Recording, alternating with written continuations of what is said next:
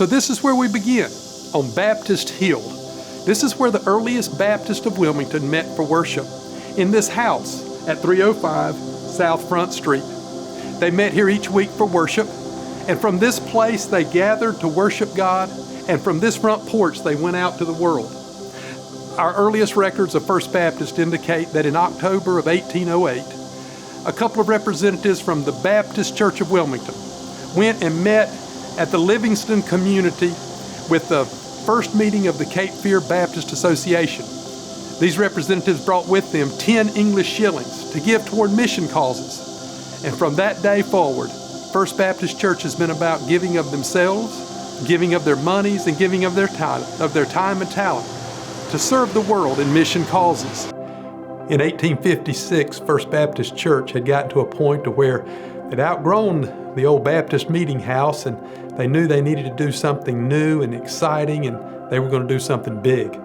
The church called a new pastor, John Lamb Pritchard from Virginia, and the charismatic Dr. Pritchard came and inspired the congregation to begin to take a big step in faith, and so they did.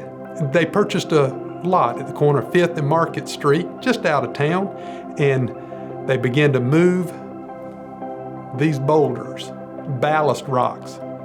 First Baptist Church is built on solid rock.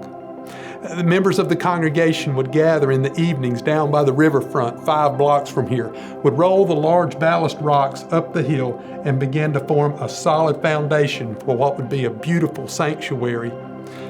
These old rocks, held together with mortar, have been here since 1858, building up a huge, what they called the Baptist Meeting House in Wilmington. Some called it the Great Cathedral, where the Southern Baptist Convention met in the late 1800s for their annual meeting. First Baptist Church, built on these solid rocks, and the sweat, and the faith, and the hope for a glorious future of members of the congregation who knew that they could do all things through Christ that strengthened them. And now we're in our historic sanctuary. Construction began on this room in 1860, but the war between the states interrupted completion, so they didn't actually meet in here for the first time until the first Sunday in May in 1870.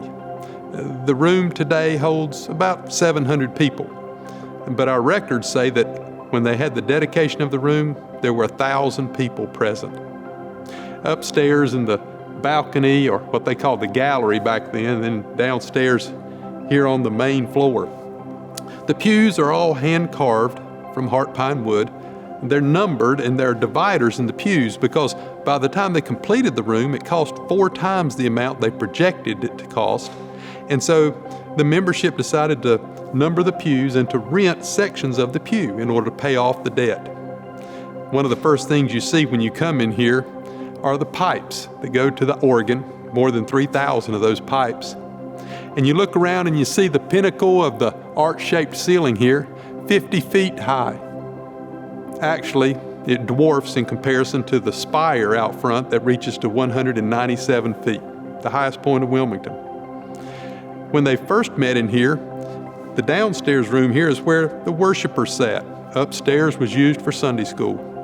Today, we sit all around the room in our 2 worship services, one more modern in style and one more traditional.